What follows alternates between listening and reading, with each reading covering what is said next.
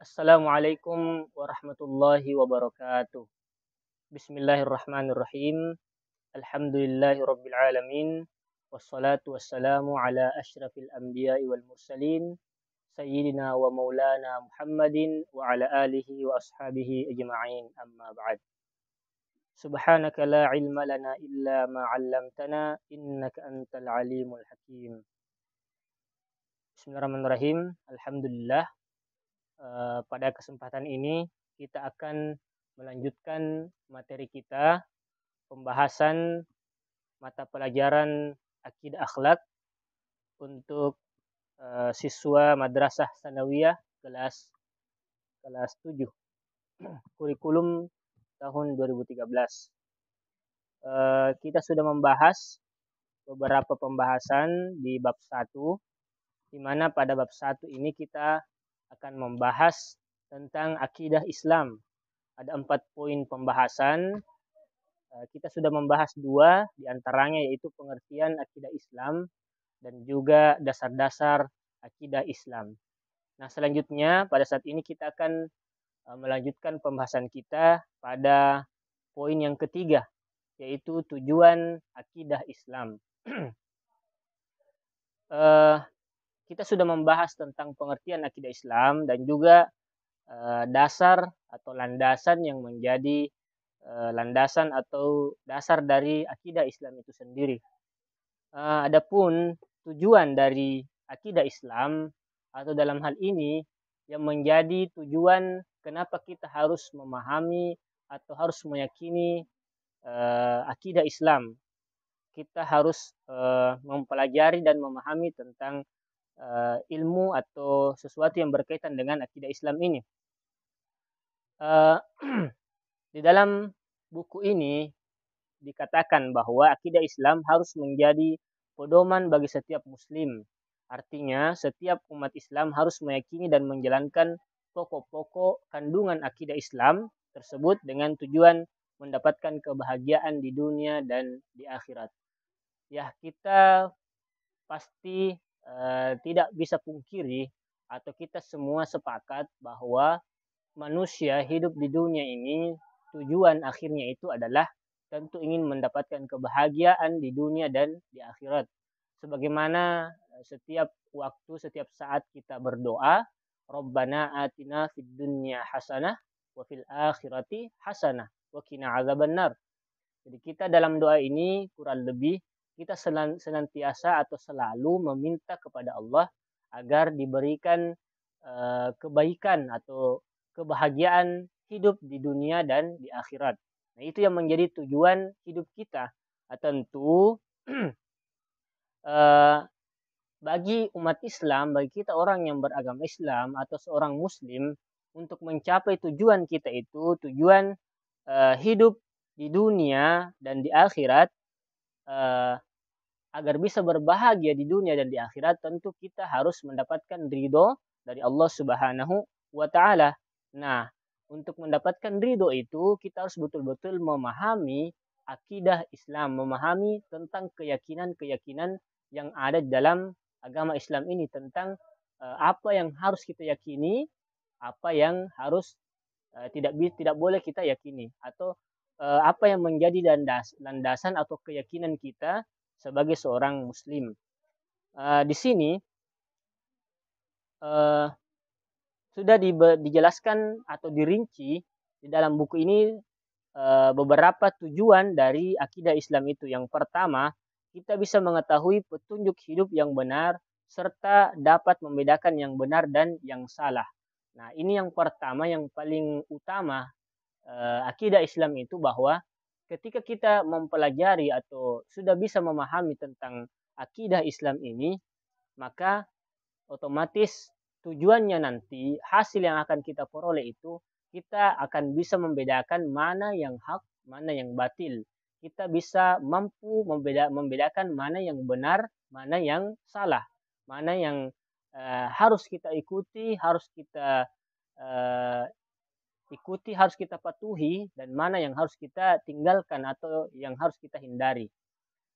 Itu yang menjadi tujuan yang pertama. dari akidah Islam itu. Kemudian yang kedua, memupuk dan mengembangkan dasar ketuhanan yang ada sejak lahir.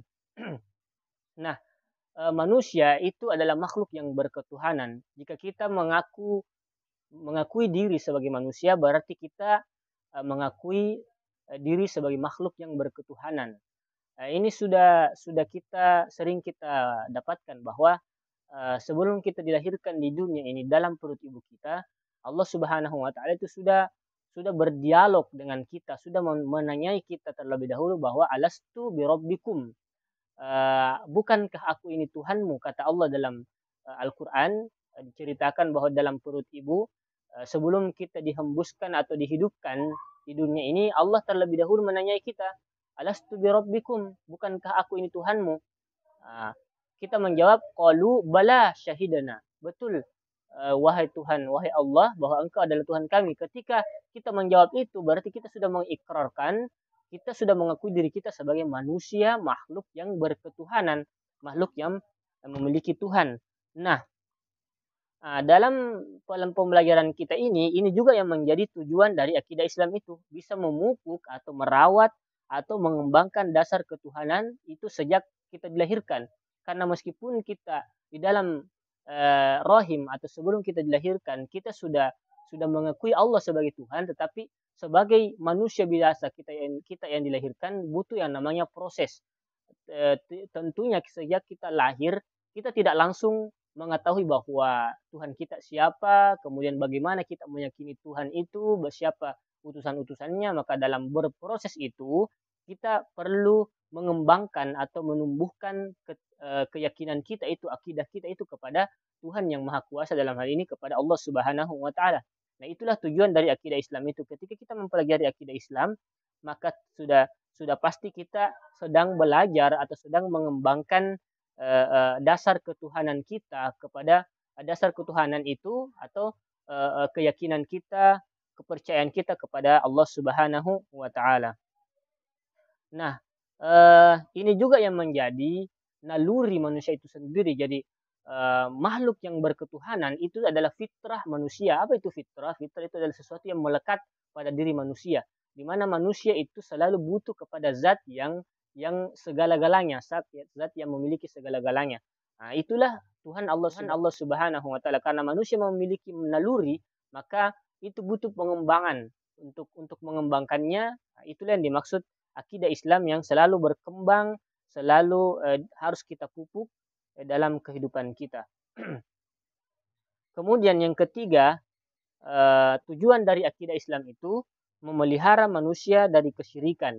Nah, ketika kita sudah mempelajari dan memahami akidah Islam, hal yang bisa kita dapatkan juga, manfaat yang bisa kita tuai nanti adalah kita bisa terhindar atau menjaga diri kita dari kesyirikan. Apa itu kesyirikan? Kesyirikan adalah kecenderungan manusia ketika dia menyembah Tuhan selain Allah Subhanahu wa taala. Itu yang namanya syirik. Ketika kita meyakini Allah Subhanahu wa taala dengan benar-benar, dengan keyakinan yang benar, atau kita memahami akidah Islam itu, otomatis atau hasilnya nanti kita akan terpelihara dari yang namanya kesyirikan, atau terpelihara dari menyembah Tuhan selain Allah Subhanahu wa taala, atau menduakan Allah atau memperkongsikan Allah Subhanahu wa taala dengan Tuhan selain Allah.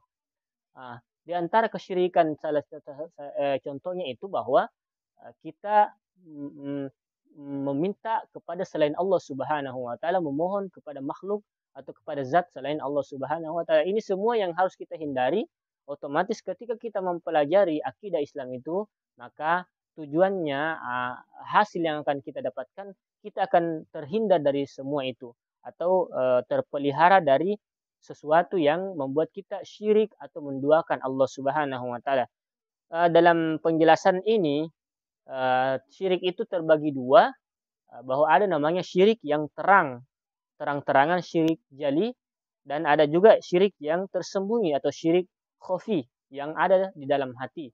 Kedua-duanya ini bisa kita hindari ketika kita sudah memahami yang namanya akidah Islam, atau kita sudah betul-betul memantapkan hati kita untuk meyakini apa yang perlu diyakini dalam Islam ini, bahwa kita meyakini Allah Subhanahu wa taala, meyakini Nabi Muhammad sebagai utusan Allah Subhanahu wa taala, Al-Qur'an sebagai kitab yang diturunkan dan diwahyukan oleh Allah Subhanahu wa taala, kemudian meyakini para malaikatnya, meyakini hari akhir, kemudian meyakini, mengimani qada dan qadar Allah Subhanahu wa taala.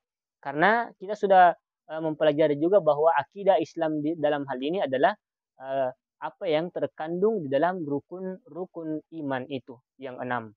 Kemudian yang keempat, tujuannya atau hasil yang akan kita dapatkan ketika kita sudah mempelajari akidah Islam, yaitu menghindari diri dari pengaruh akal pikiran yang menyesatkan.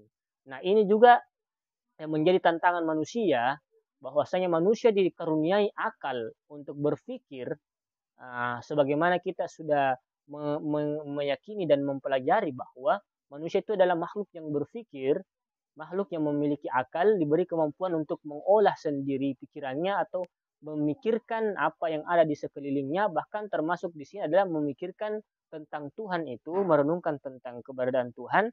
Maka dengan mempelajari akidah Islam, kita bisa menghindari atau menjaga akal pikiran kita dari sesuatu yang menyesatkan. Karena tanpa ada bantuan atau tanpa ada kontrol dari wahyu atau dari Al-Quranul Karim dalam hal ini, pembelajaran yang kaitannya dengan akidah Islam, boleh jadi akan ada manusia yang bisa tersesat oleh pikirannya sendiri. Jadi ketika ada seseorang yang mencari Tuhan, dia hanya mengandalkan pikirannya tanpa mengandalkan yang namanya Al-Quran dan Al-Hadis, dalam hal ini yang terkandung dalam akidah Islam, maka itu dia akan cenderung untuk jauh dari apa yang sebenarnya. Dia akan terpengaruh oleh akal pikirannya, karena ada sesuatu yang memang tidak mampu dijangkau oleh akal itu sendiri. Maka ketika dia mencari atau memikirkan zat yang maha kuasa, atau dalam hal ini yang tidak akan mampu terjangkau atau dijangkau oleh akal itu, maka otomatis akal itu akan tersesat, akan jauh dari apa yang sebenarnya. Maka diperlukan yang namanya wahyu. Dalam hal ini dasar dari akidah Islam itu adalah Al-Quran dan Al-Hadis. Maka dibutuhkan akidah Islam untuk menghindari manusia atau menjauhkan manusia dari ketersesatan karena yang diakibatkan oleh akalnya sendiri.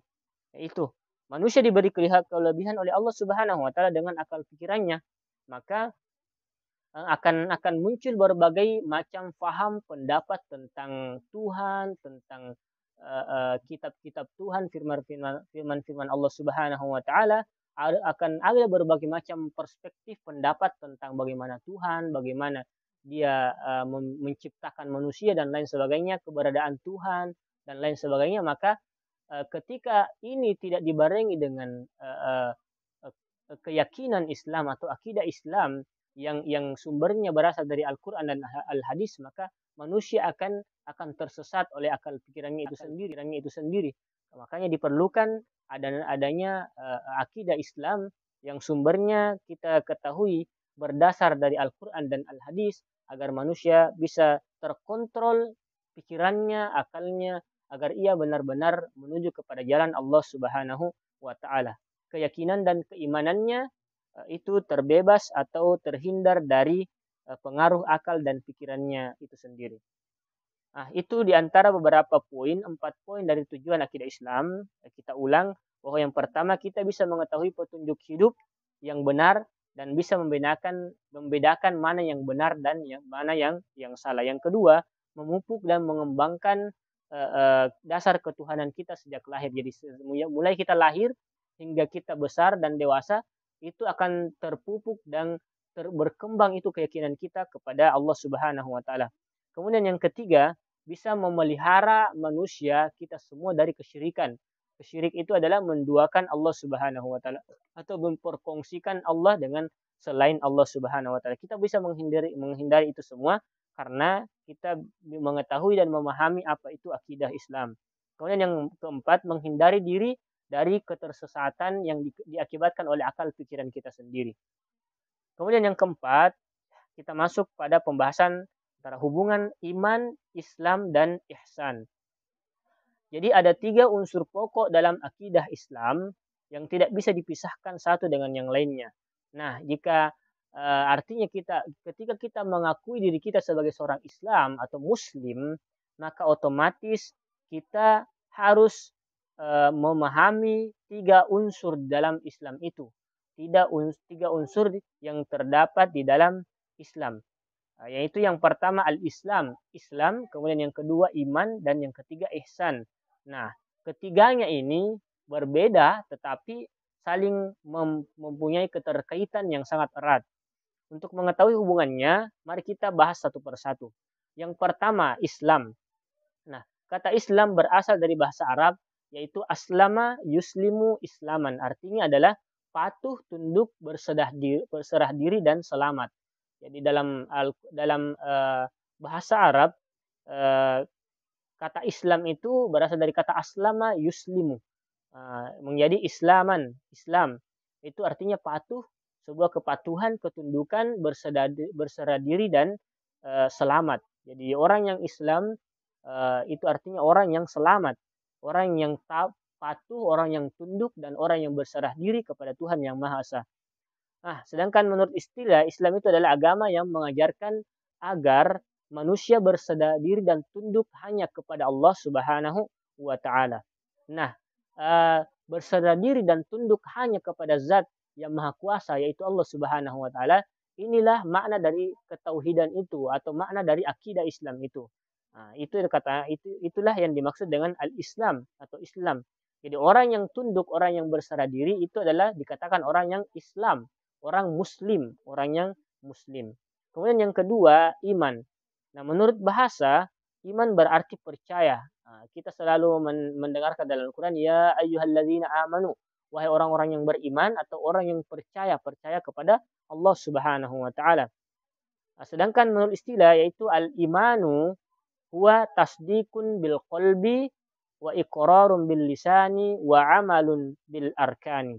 Iman itu adalah membenarkan dengan hati, kemudian mengucapkan dengan lisan, dan yang ketiga mengerjakan dengan perbuatan. Jadi di dalam pengertiannya ini secara istilah, orang yang beriman itu harus menerapkan tiga poin, yaitu yang pertama membenarkan dengan hati. Jadi orang yang beriman berarti dia membenarkan atau mengimani Allah Subhanahu wa taala dengan hatinya. Kemudian dia diikuti dengan pembenaran melalui lisannya. Jadi diikrarkan dengan lisannya. Jadi dibenarkan oleh hatinya, diikrarkan, diucapkan melalui lisan, dan juga dikerjakan melalui perbuatan.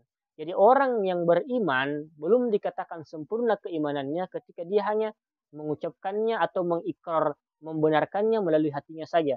Dia mesti mengucapkannya dengan lisan, mengikrarkannya.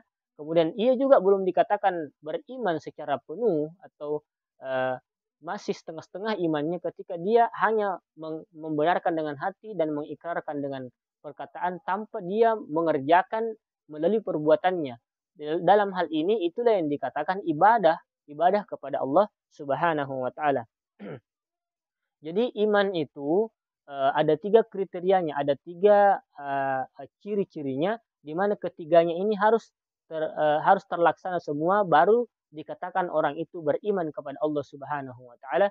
Yang pertama tasdiqum bil qalbi, dibenarkan oleh hatinya, kemudian iqrarum bil lisan, diucapkan oleh lisannya, kemudian wa amalun bil arkan, dia kerjakan dengan perbuatannya. Kemudian yang ketiga, ihsan. Ihsan berasal dari kata bahasa Arab ahsana yuhsinu ihsanan, yang berarti kebaikan.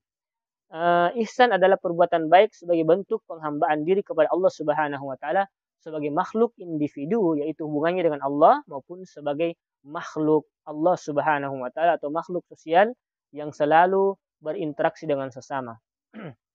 Nah, apa itu ihsan?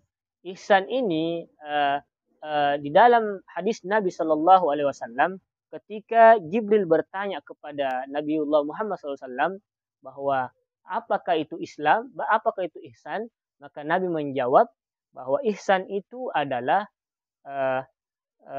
an ta'budallaha ka'annaka tarahu. Engkau menyembah Allah Subhanahu wa taala seakan-akan engkau melihat Allah. Fa in lam takun tarahu fa innahu yaraka. Jika engkau tidak mampu melihat Allah, sungguh Allah itu melihatmu. Jadi ini makna Islam yang disebutkan oleh Nabi di dalam hadis Nabi Shallallahu Alaihi Wasallam yang di dalam buku ini itu diceritakan panjang sekali. Yaitu sebenarnya hadis ini terangkai dengan iman, Islam dan ihsan itu. Jadi makna Islam dalam hadis ini secara langsung memaknai bahwa ihsan ini adalah sebuah usaha untuk menjadi orang yang baik, sebuah usaha untuk berbuat baik, kebaikan sebanyak-banyaknya, baik itu berbuat baik kepada Allah Subhanahu wa taala atau berbuat baik kepada sesama makhluk. Bukan cuma sesama manusia tapi sesama makhluk ciptaan Allah Subhanahu wa taala. Bagaimana kita berbuat baik kepada Allah Subhanahu wa taala selain kita mengaku orang Islam, selain kita beriman kepada Allah Subhanahu wa taala, maka kita berusaha memperbaiki diri kepada Allah Subhanahu wa taala, dalam hal ini memperbaiki ibadah kita kepada Allah Subhanahu wa taala, memperbaiki tafakkur kita kepada Allah Subhanahu wa taala, memperbaiki zikir dan bagaimana segala hal yang kaitannya dengan ibadah kepada Allah Subhanahu wa taala. Dan juga selain kita memperbaiki hubungan kepada Allah Subhanahu wa taala, berbuat baik kepada Allah Subhanahu wa taala, kita juga ihsan kepada seluruh manusia, seluruh makhluk. Memperbaiki hubungan sosial kita kepada saudara, kepada orang tua, kepada teman, kepada makhluk selain kita. Termasuk dalam hal ini adalah memperbaiki hubungan kita kepada hewan, kepada tumbuhan, kepada alam, di mana kita selain kita berbuat baik kepada manusia, menolong manusia ketika mereka membutuhkan kita, bersedekah, kemudian menolong orang tua kita, berbuat baik kepada kedua orang tua kita, kepada anak-anak kita, kepada istri, saudara kita. Kita juga berbuat baik kepada alam, kepada makhluk, di mana kita tidak menyakiti makhluk, tidak menyakiti hewan, kemudian tidak membunuh atau memotong sembarangan pohon, kemudian kita tidak membuang sampah di sembarangan tempat agar kita menjaga kelestarian alam. Ini namanya ihsan, berbuat baik kepada makhluk, makhluk siapapun itu. Selain kita memperbaiki ibadah kita kepada Allah Subhanahu wa taala, sebenarnya kita juga diharuskan untuk berihsan kepada seluruh seluruh makhluk ciptaan Allah Subhanahu wa taala. Nah, inilah makna dari ihsan yang disebutkan dalam hadis Nabi, bahwa ihsan itu adalah kita beribadah kepada Allah seakan-akan kita melihat Allah Subhanahu wa taala. Jadi kata melihat dalam hadis ini, dalam konteks ini adalah seperti kita betul-betul meyakini keberadaan Allah Subhanahu wa taala, wujud Allah Subhanahu wa taala atau keberadaan eksistensi Allah Subhanahu wa taala. Jadi orang yang mengakui atau meyakini Allah Subhanahu wa taala, maka ibadahnya dia tidak sekedar beribadah hanya karena manusia, tapi dia beribadah betul-betul ikhlas karena Allah Subhanahu wa taala. Begitulah orang yang beriman betul-betul, berislam dan secara betul-betul. Jadi ihsan ini adalah penguatan dari iman dan Islam itu.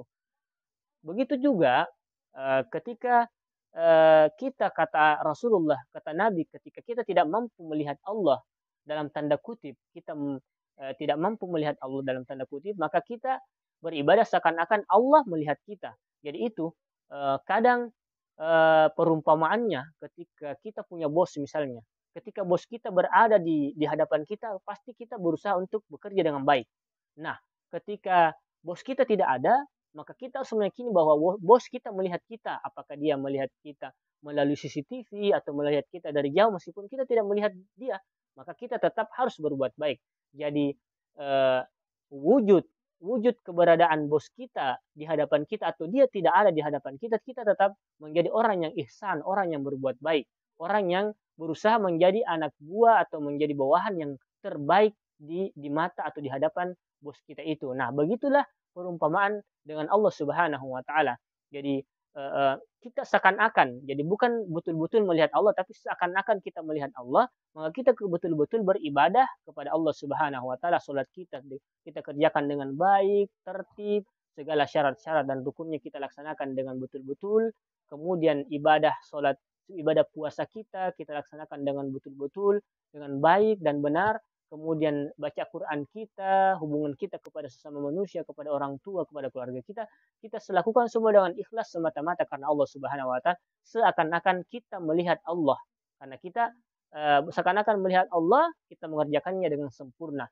Nah, ketika kita tidak mampu itu, maka kita berusaha beribadah seakan-akan Allah memantau kita, melihat kita. Nah, ketika kita merasa dipantau oleh Allah Subhanahu wa taala, mustahil orang yang merasa dipantau oleh Allah Subhanahu wa taala, dia tidak akan mau berbuat sesuatu yang melanggar perintah dan larangan Allah Subhanahu wa taala. Begitu juga dia tidak akan meninggalkan perintah dan uh, uh, uh, apa yang diperintahkan oleh agama Islam, apa yang diperintahkan oleh Allah Subhanahu wa taala. Nah, jadi bisa disimpulkan bahwa ketika orang betul-betul memiliki ihsan di dalam hatinya, maka tidak akan ada manusia yang berbuat kejahatan, tidak akan ada manusia yang berbuat kemaksiatan kepada Allah Subhanahu wa taala, karena ketika dia berihsan, maka dia merasa diyakini dia meyakini bahwa dia merasa diawasi dan dipantau oleh Allah Subhanahu wa taala setiap waktu, setiap menit, setiap detik. Nah, inilah hubungan dari antara Islam, iman dan ihsan itu. Selain kita harus ketika kita merasa Islam, maka kita merasa orang yang berusaha untuk mencari keselamatan, berserah diri kepada Allah Subhanahu wa taala. Bukti penyerahan diri kita kepada Allah Subhanahu wa taala adalah mengerjakan segala perintah dan menjauhi larangan Allah Subhanahu wa taala. Nah, selain ketika kita mengerjakan semua itu dan meninggalkan larangan Allah, maka kita termasuk golongan orang-orang yang beriman, percaya kepada Allah Subhanahu wa taala. Nah, untuk menciptakan atau mencapai derajat orang yang ihsan, muhsin, maka kita harus menjadi orang yang selalu berbuat baik. Apakah dia berbuat baik kepada sesama manusia, sesama makhluk, atau yang paling utama adalah berbuat baik kepada Allah Subhanahu wa taala. Nah, itulah pembahasan kita pada kesempatan ini, hubungan antara Islam, iman, dan ihsan. Mudah-mudahan ada manfaatnya untuk kita semua. Pada pembahasan selanjutnya ini, sebenarnya pada pembahasan ini ada hadis yang panjang sekali yang diriwayatkan oleh riwayat Muslim dari sahabat Umar bin Khattab radhiyallahu anhu. Di sini dalam hadis ini diceritakan ketiga poin besar. Ini adalah pembahasan tentang Islam, iman, dan ihsan. Dalam hadis ini diceritakan, teman-teman bisa lihat sendiri dalam bukunya. Tapi kurang lebih saya sudah jelaskan pada pembahasan tadi, hubungan antara iman, Islam, dan ihsan. Jadi alhamdulillah poin pembahasan bab 1 ini sudah selesai. Mudah-mudahan ada manfaatnya. Apabila ada kekurangan itu datangnya dari saya pribadi. Apabila ada kebenarannya itu datang dari Allah Subhanahu wa taala. Akhirul kalam, wabillahi taufiq was sa'adah. Wassalamualaikum warahmatullahi wabarakatuh.